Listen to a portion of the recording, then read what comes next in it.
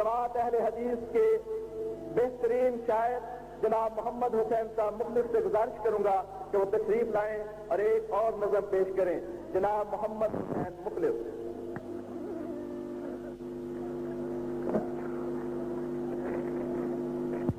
خطیب ملت علامہ شام،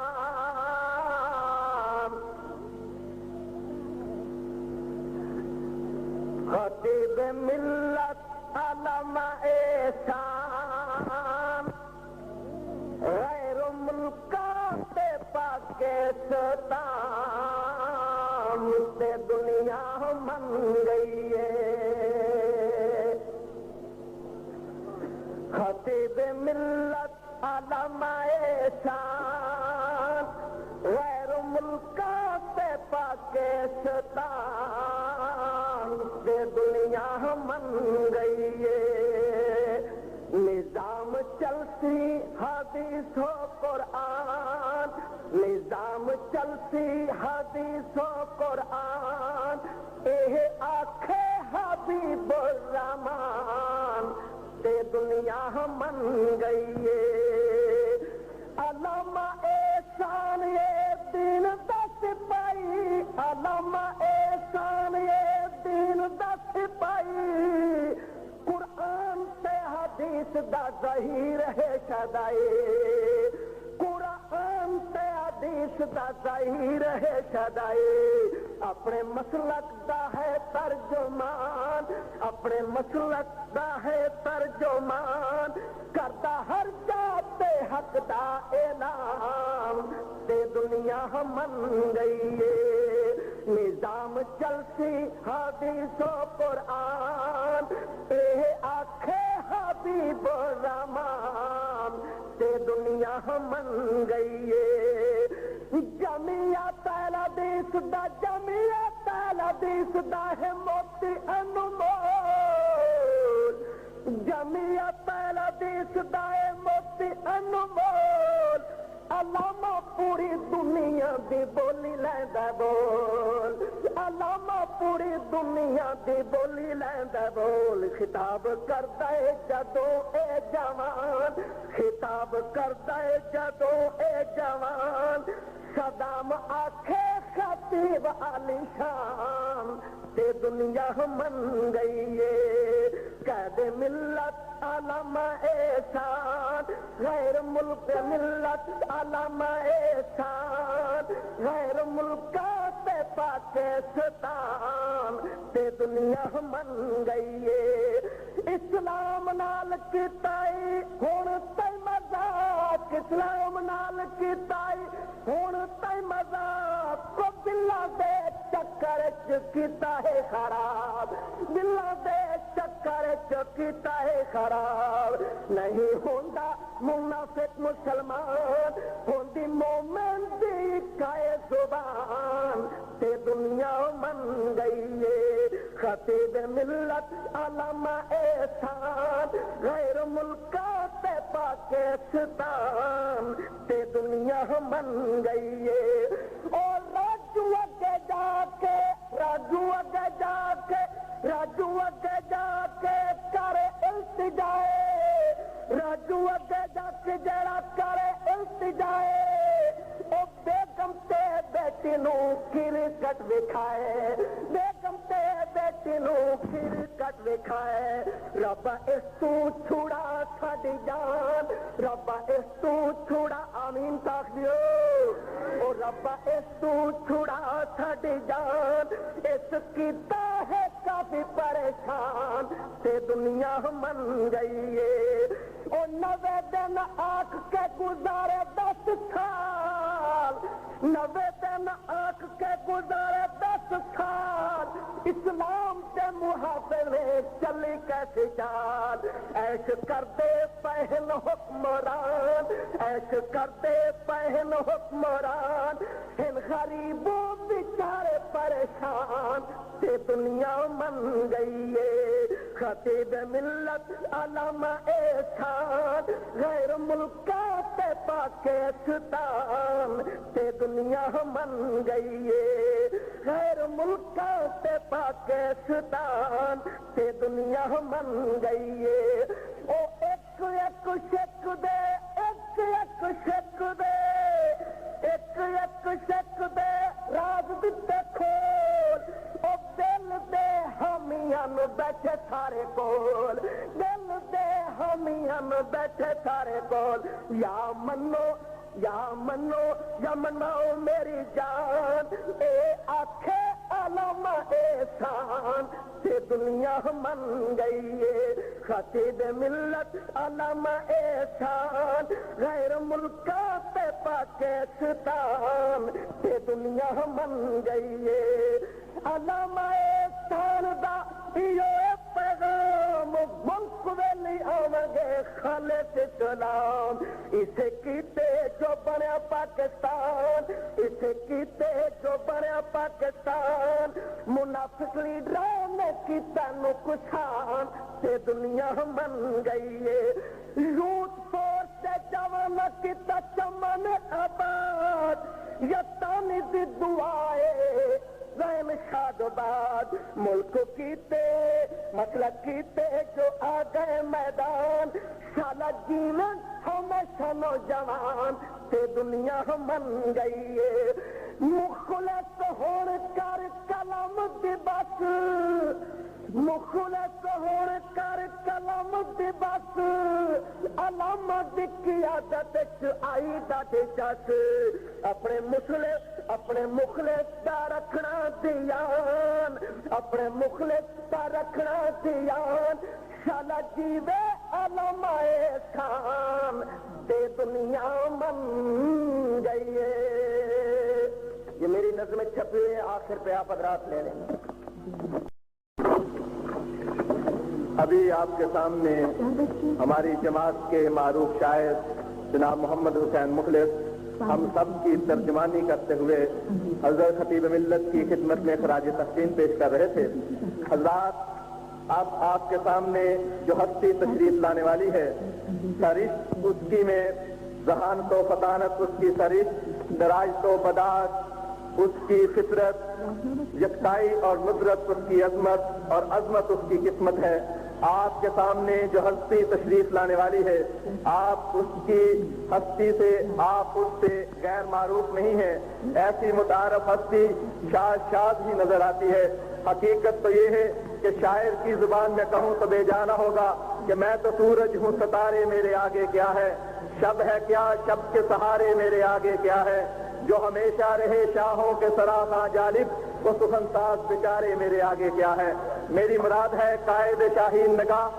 مال کے مل قائد پناہ قائد عالم اسلام قائد اہل حدیث خطیب ملت حضرت علامہ احسان الہی ظہیر نعرہ تکبیر نعرہ تکبیر نعرہ تکبیر مسلک اہل حدیث جماعت اہل حدیث جمعیت اہل حدیث علماء اہل حدیث خطیب ملت اسلام کا بے باک سپاہی اسلام کا بے باک سپاہی اسلام کا بے باک سپاہی جیوے جیوے جیوے جیوے جیوے جیوے جیوے جیوے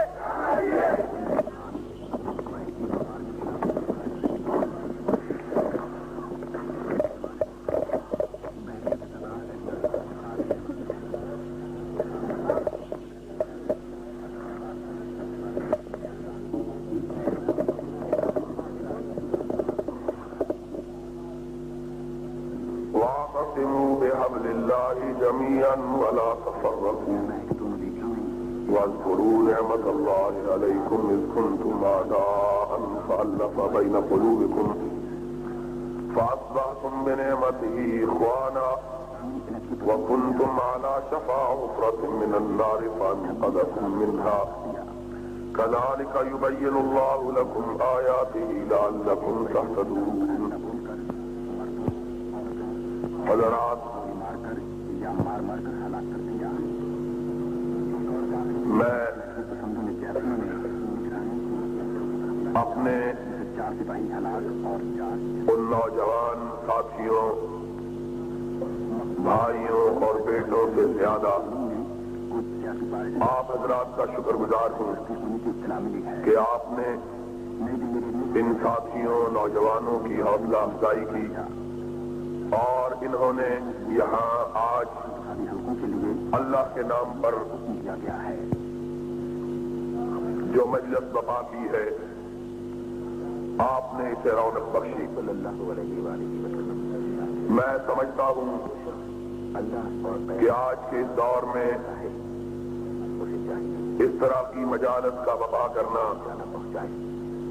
اور پھر ان میں حاضری دینا اگر یہ کسی چیز کی علامت ہے تو اس چیز کی علامت ہے کہ اس گئے گزرے دور میں بھی اللہ اور اللہ کے رسول کرنے سے محبت کرنے والوں میں کوئی کمی نہیں آئی ہے۔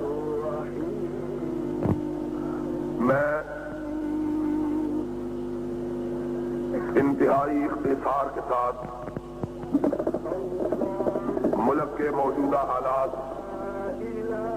اور کتاب و سنت کی روشنی میں ان حالات کی نقاب کشائی اور وہ مشکلات جو آج پاکستان اور اہل پاکستان کو درپیش ہیں اور ان کے حل کے بارے میں گفتگو کی کوشش کروں گا۔ میرے لیے یہ ایام بڑے مشکل ہوتے ہیں۔ موسم گرما اور سرما کے درمیانی دن، چاہے سرما کی آمد ہو چاہے گرما کی آمد ہو، اس لیے کہ یہ دونوں موسم بہار کے موسم کہلاتے ہیں اور ان موسموں میں بڑی کثرت کے ساتھ لوگ پاکستان کے مختلف شہروں اور بستیوں میں جلسوں کا انعقاد کرتے ہیں اور پھر ان کا اصرار ہوتا ہے ہر جگہ سے کہ میں ان کے ہاں ضرور حاضری دوں، اور باوجود میری گزارشات کے اور اس بات کے کہ پاکستان کے ہر بڑے قصبے اور ہر بڑے شہر میں میں حاضری نہیں دے سکتا، لیکن لوگوں کا اصرار انکار پر غالب ہی آتا ہے، اور پھر میرے لیے یہ دن اور بھی زیادہ مشکل اس لیے ہو جاتے ہیں کہ پچھلے پہر سفر شروع ہوتا ہے، رات کو تقریر ہوتی ہے، پھر گھر واپسی ہوتی ہے اور صبح دم اور کئی علاقوں سے لوگ وقت لینے کے لیے آئے ہوئے ہوتے ہیں، اور وہ دوست جو وقت لینے کے لیے آتے ہیں وہ دماغ تقریر سے کم خرچ نہیں کرواتے، اس لیے کہ گھنٹہ گھنٹہ ڈیڑھ گھنٹہ بحث کرتے رہتے ہیں جی آپ ضرور آئیں، اور میں ان کو کہتا ہوں کہ اگر پاکستان کی بستیوں، قصبوں، دیہاتوں اور شہروں کو شمار کیا جائے تو 10 برس میں بھی میں پاکستان کی ساری بستیوں میں حاضری نہیں دے سکتا، لیکن اس کے باوجود بہرحال ان کی محبت کی وجہ سے مجھے باقی اپنے سارے کام سمیٹ دینے پڑتے ہیں، اور اس وجہ سے انسان ہوں پیالہ ہو ساغر نہیں ہوں میں، تھک جاتا ہے انسان خون اور جسم، اور انسان جو گوشت پوست کا مرکہ ہوتا ہے اس کے اندر اتنی ہمت طاقت نہیں ہوتی کہ وہ دن رات اتنا سفر کر سکے۔ میں سمجھتا ہوں کہ میرے بھائی اور میرے ساتھی اور میرے دوست خطبہ حضرات مولانا یزدانی صاحب، قاری عبدالحفیظ صاحب، مولانا عبداللہ شیخو پوری صاحب، مولانا عبدالعلیم صاحب اور دیگر بھائی جو یہ دن رات سفر کرتے رہتے ہیں، ان کی بڑی بہادری کی بات ہے، لیکن میں واقعی طور پر بیٹھ کر تقریر کرنا پسند نہیں کرتا، لیکن کیا کیا جائے کہ کھڑے ہونے کی طاقت نہیں ہے، اس لیے وقت بھی کافی بیت چکا ہے۔ میں چاہوں گا کہ یہ جو وقت مجھے ملا ہے اور یہ موقع جو مجھے میسر آیا ہے آپ سے ہم کلام ہونے کا، اس موقع کا کوئی لمحہ بھی کسی ایسی بات میں صرف نہ کروں جو میرے لیے، آپ کے لیے، ملک کے لیے، قوم کے لیے یا ہماری آخرت کے لیے مفید نہ ہو۔ انشاءاللہ میں کوشش یہ کروں گا کہ اپنی ساری ثقافتوں کے باوجود اپنی توانائیوں کو بروئے کار لا کر آپ کی خدمت میں کتاب و سنت کی روشنی میں کوئی حق کی بات کہہ سکوں. آپ اللہ سے دعا مانگیے اللہ مجھے سچ اور حق کہنے کی توفیق عطا فرمائے. آپ جانتے ہیں ہمارا ملک اس وقت بڑے کڑے حالات سے گزر رہا ہے اور یہ صرف پاکستان کی بات نہیں ہے بلکہ سارا عالم اسلام اس وقت جن حالات سے دوچار ہے ایسے حالات عالم اسلام پر کبھی وارد نہیں ہوئے. اس وقت دنیا میں مسلمان بہت بڑی تعداد میں، اتنی بڑی تعداد کہ 1400 برس کی اسلامی تاریخ میں مسلمانوں کی کبھی اتنی تعداد نہیں ہوئی ہے جتنی آج ہے. آج کے اعداد و شمار کے مطابق مسلمان 1 ارب 20 کروڑ سے زیادہ ہے. 1.25 ارب کے قریب مسلمانوں کی تعداد ہے اور دنیا میں اس وقت مسلمانوں کی 45 سے زیادہ سلطنتیں، مملکتیں، حکومتیں موجود ہیں. 40 اور 5 45 سے زیادہ ملک ایسے ہیں جو مسلمانوں کے ہیں، جہاں مسلمان حکمران ہیں، مسلمان سربراہ ہیں. اور اس کے ساتھ ساتھ آج مسلمانوں کے پاس اتنی دولت ہے، اتنا مال ہے کہ اتنی دولت اور اتنے مال کا کبھی تصور بھی نہیں کیا جا سکتا تھا. مجموعی طور پر جو مال و دولت ہے اس کا کیا کہنا.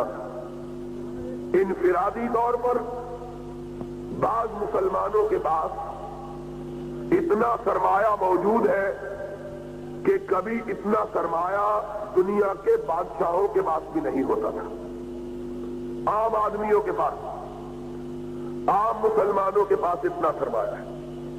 ابھی پچھلے دنوں دنیا بھر کے اخبارات میں بھی اور پاکستان کے اخبارات میں بھی ایک شخص ہے جس کا نام ہے عدنان خاشق جی. اس کا تذکرہ اخبارات میں بڑے تسلسل کے ساتھ آیا ہے. اس کے بارے میں ایک عام آدمی ہے، سعودی عرب کا رہنے والا ہے اور اب امریکہ اور یورپ میں رہتا ہے. اس کے متعلق اخبارات نے لکھا کہ اس کا ذاتی خرچہ روزانہ کا 18 لاکھ روپے ہے. وہ خرچہ جو کاروباری نہیں ہے، صرف وہ خرچہ جو اپنی ذات پہ صرف کرتا ہے، وہ 18 لاکھ روپے روزانہ ہے. اتنی دولت، اتنا مال، اور اس کی ایک ملک کے اندر زمین جو ہے وہ 4 لاکھ ایکڑ سے زیادہ ہے، صرف ایک ملک میں. اور یہ ایک آدمی کا عالم ہے. اس طرح کے بے شمار ہیں، سینکڑوں کی تعداد میں ایسے لوگ ہیں جن کے پاس دولت کی یہ فراوانی، مال کی یہ بہتات. اور جہاں تک حکومتوں کا تعلق ہے، آپ یہ بات سن کر حیران رہ جائیں گے کہ اس وقت دنیا میں سب سے زیادہ فیکس آمدنی اگر کسی ملک کی ہے تو وہ امریکہ کی نہیں، فرانس کی نہیں، جرمنی کی نہیں، سویڈن کی نہیں، ڈنمارک کی نہیں، بیلجیم کی نہیں، بلکہ ایک مسلمان ملک کویت ہے کہ پوری دنیا میں جس کی فیکس آمدنی ساری دنیا میں سب سے زیادہ ہے. یہ مسلمانوں کا حال ہے. مال، دولت، تعداد، ملک. لیکن اگر ہم ان کے حالات کو دیکھیں تو ضربت علیہم الذلۃ والمسکرہ. جتنے آج مسلمان ذلیل ہیں، خوار ہیں، پریشان ہیں، بے کس ہیں، بے بس ہیں، مظلوم ہیں، مقہور ہیں، کائنات کے کسی دور میں مسلمان اتنے بے کس نہیں ہوئے. جتنے آج مسلمان ذلیل ہیں، خوار ہیں، دنیا دنیا کی ساری تاریخ میں مسلمان کبھی اتنا ذلیل نہیں ہوا. کبھی ہم نے اس بات پہ غور کیا ہے کہ تعداد سب سے زیادہ، مال بہت زیادہ، ملک لاتعداد اور ذلت بھی انتہا. سبب کیا ہے؟ وجہ کیا ہے؟ اس کی علت کیا ہے؟ یہ کیوں ہے کہ کبھی ہم 313 تھے، صرف 313، اور کوئی ہماری طرف ٹیڑھی نظر کر کے دیکھنے کی ضرورت نہیں کرتا تھا. اور آج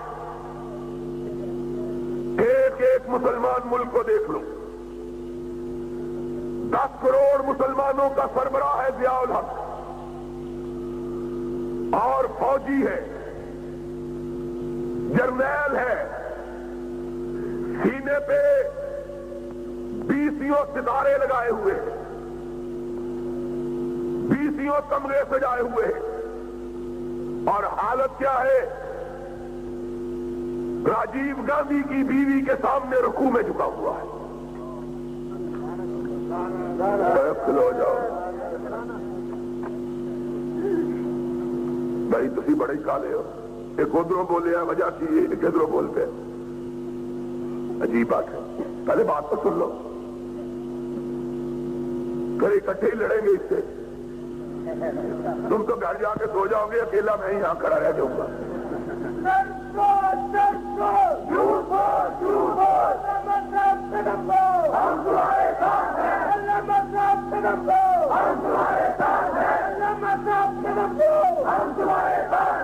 تو میں یہ کہہ رہا تھا 313 تھے، کسی کے سامنے نہ جھکتے تھے. آج 1 ارب 20 کروڑ ہے. اوروں کو چھوڑو، ہم اس ملک میں 10 کروڑ ہیں. 10 کروڑ اگر مرنے کا عزم کر لیں، رب کعبہ کی قسم ہے، مشرق و مغرب مل جائے، روس امریکہ کی قوتیں اکٹھی ہو جائے، یہ 10 کروڑ اللہ کی راہ میں مٹنے کا عزم کر لے، ساری کائنات مل کے ان کو مٹا نہیں سکتی ہے. آج سبب کیا ہے؟ صرف 313 تھے، صرف 313، اور مکے سے نکل کر مدینے پہ یلغار کرتے ہوئے آئے. چڑھائی کی رحمت کائنات علیہ الصلوۃ والسلام. خبر ملی حالات انتہائی دگرگوں، صورتحال انتہائی پریشان کن. مدینہ طیبہ چھوٹی سی بستی، اور مسلمان 2 طبقوں کے، ایک ہجرتوں کے ستائے ہوئے، ایک مہاجروں کا فوج اٹھائے ہوئے. 2 طبقے مسلمانوں کے. کچھ ہجرتوں کے مارے ہوئے، اپنے وطن سے نکالے ہوئے، اپنے گھروں سے بے گھر کیے ہوئے، اپنی دولت لٹائے ہوئے، اپنے بچے چھنوائے ہوئے، اپنے دلوں پہ چرکے کھائے ہوئے، اپنے سینوں پہ زخم سجائے ہوئے اس طرح نکلے.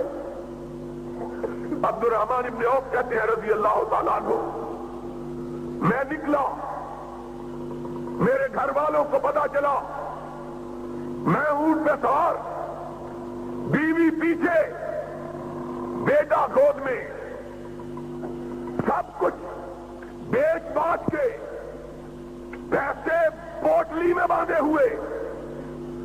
سب سے پہلے پہلے سسرال والوں کو علم ہوا، بھاگے ہوئے آئے، میرے اونٹ کی مہار تھام لی، کہنے لگے جانا ہے تو جاؤ، ہماری بیٹی چھوڑ کے جاؤ، بیوی چھین لی۔ پھر اپنے گھر والے آ گئے، کہا کہاں جاتے ہو؟ کہا مدینے والے کے پاس جاتا۔ کہا پھر یہ بیٹا ہمارا ہے، اس کو ساتھ نہیں لے جا سکتے۔ کہا دل پہ چوٹ پڑی، اپنا لخت جگر، اپنا بیٹا، اور بیٹے کی محبت صرف باپ جانتا ہے، اوروں کو علم نہیں کہ بیٹا کس کو کہتے ہیں۔ جس کو رب نے بیٹا دیا ہو یا اس سے قدر پوچھو، یا جس کو دے کے چھین لیا ہو اس سے قدر پوچھو۔ کہا یا بیٹا چھوڑ دو یا محمد کی محبت چھوڑ دو۔ کہا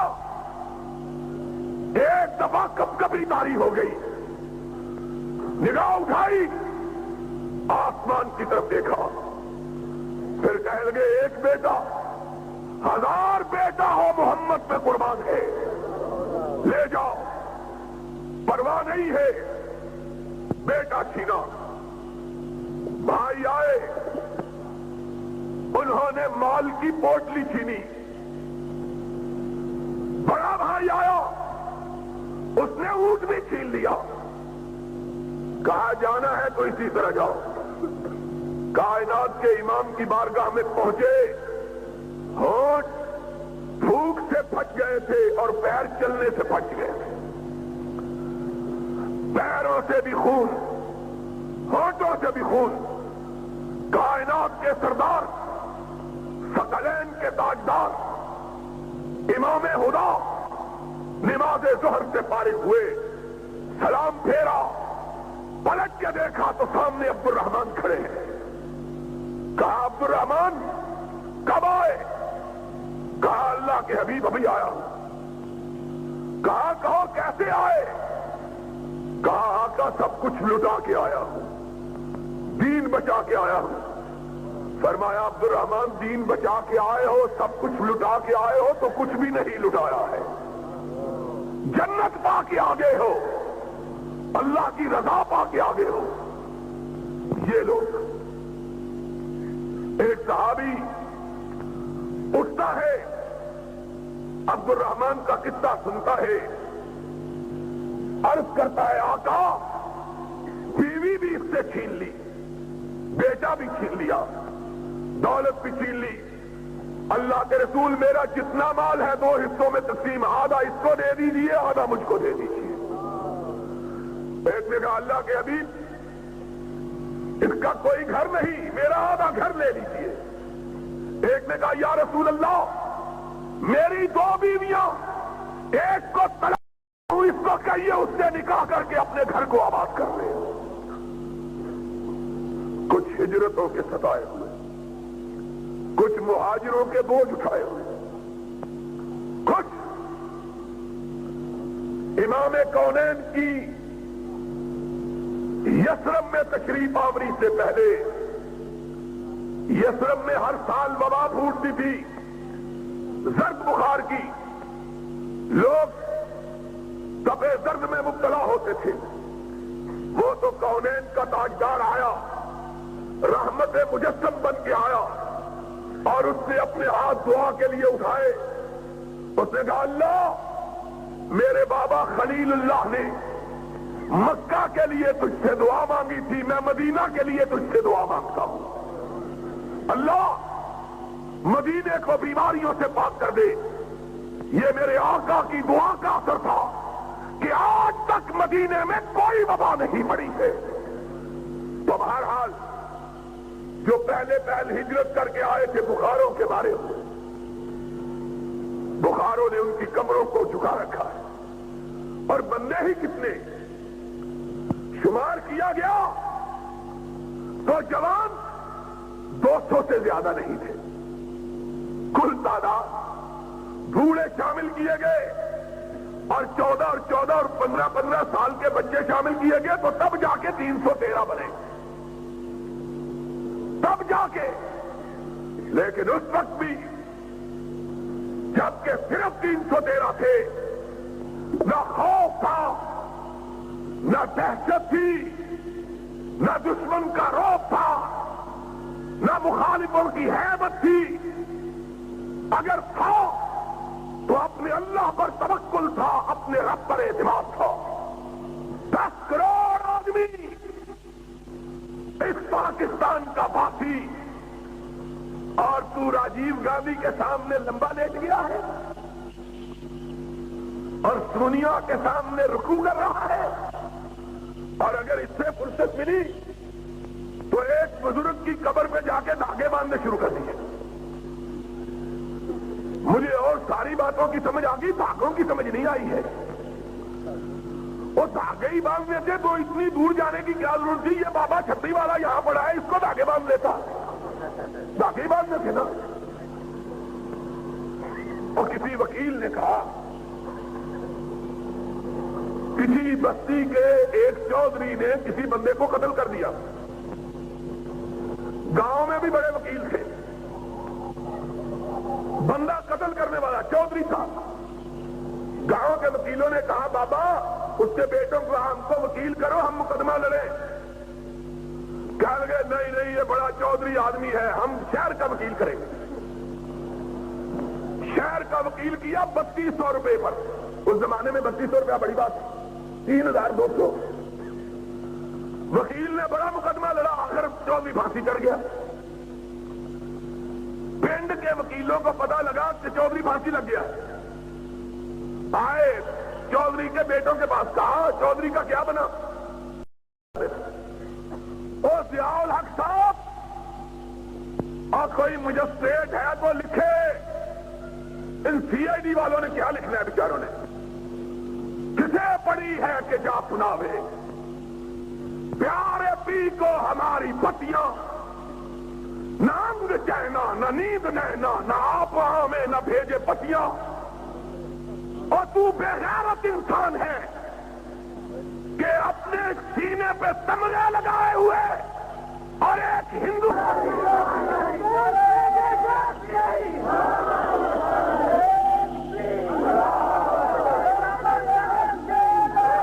کیا کرتے ہو؟ آج کہتے ہیں اگر یہ بے غیرتی کرنی تھی پھر وہاں جانے کی کیا ضرورت تھی؟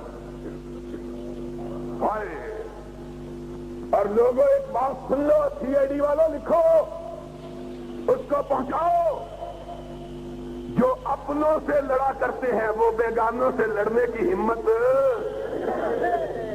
تم اپنوں سے ہمارے خلاف عورتوں کے اوپر چڑھ دوڑا، مارا عورتوں کو بڑا۔ جب بندے لڑنے کے لیے آئے تو اپنی بیوی کے پیچھے جا کے چھپ گیا۔ اس نے کہا اسد علیہ وفی الحروب نعمت، اور میرے خلاف تو شیر سے مردوں کے مقابلے میں بھیڑ بھی نہیں نکلے، ہم کو مارنے کے لیے تو بڑے دلیر۔ پولیس فوج، یہ بیچارے پولیس فوج ہمارے بھائی ہیں، ان بیچاروں کا کیا آخرت رکھ دیا ہے۔ گزری ابھی مسلمان، اور سوچو تو صحیح، آج بھی جس کے دل میں ایمان ہے، نبی کی وفات کی بات سن کر اس کی آنکھوں میں آنسو آ جاتے ہیں۔ آتے ہیں کہ نہیں آتے؟ نبی، اور جن کے پاس نبی تھا علیہ الصلوۃ، جو ان کے پیچھے نمازیں پڑھتے تھے، جو اس کے جھنڈے کے نیچے جہاد کرتے تھے، اور جو اس کے چہرہ پرانوار کو دیکھے، آج ان کو نبی کا چہرہ اقدس نظر نہیں آتا۔ کتنا بڑا غم ہے۔ میں کہتا ہوں سارے کائنات کے غم میں ایک طرف، اکیلے مدینے والے کی وفات کا غم، امام کائنات نہیں رہا۔ تو غم کا عالم یہ تھا کہ بلال نے حضور کی وفات کے بعد اذان کہنی چھوڑ دی تھی، اور جب لوگوں نے کہا تھا بلال اذان کیوں نہیں کہتے، تو اس نے کہا تھا اب اشہد ان محمد رسول اللہ کہہ کے میں کس کے چہرے کو دیکھوں گا؟ لوگوں کے غم کا عالم۔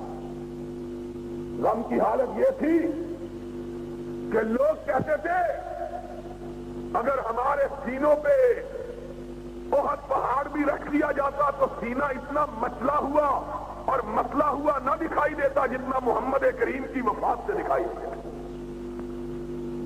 اور فاطمۃ الزہرا نے کہا تھا صبت علی مصائب لو انہا صبت علی الیام سرن لیالیا. مجھ پہ میرے باپ کی وفات کے ساتھ اتنے غم ٹوٹ پڑے کہ اب گم کر بیٹھا. اس نے تلوار نکال لی اور کہا جو کہے گا کہ محمد فوت ہو گیا میں اس کی گردن کو اڑا دوں گا. ہوش حواس کو مدینے میں اس طرح ہو بکا ہوا کہ اس طرح معلوم ہوتا تھا زمین کا کلیجہ شک ہو جائے گا آسمان پھٹ جائے گا. اتنا لوگوں کو غم تھا. عین اس غم کے عالم میں خبر پہنچی کہ بلکہ مدینے پہ چڑھائی بھی کر دی ہے. ابھی یہ خبر ختم نہیں ہوئی. اور سنو سنو ہمارا جیال کہتا ہے ہم کس سے لڑے, ادھر انڈیا ہے ادھر کابل ہے.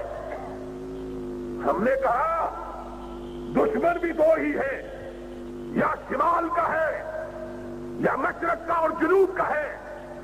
اگر تم ان سے نہیں لڑ سکتے تو فوج رکھنے کی ضرورت کیا ہے, پھر کراچی کے سمندروں سے لڑنا ہے.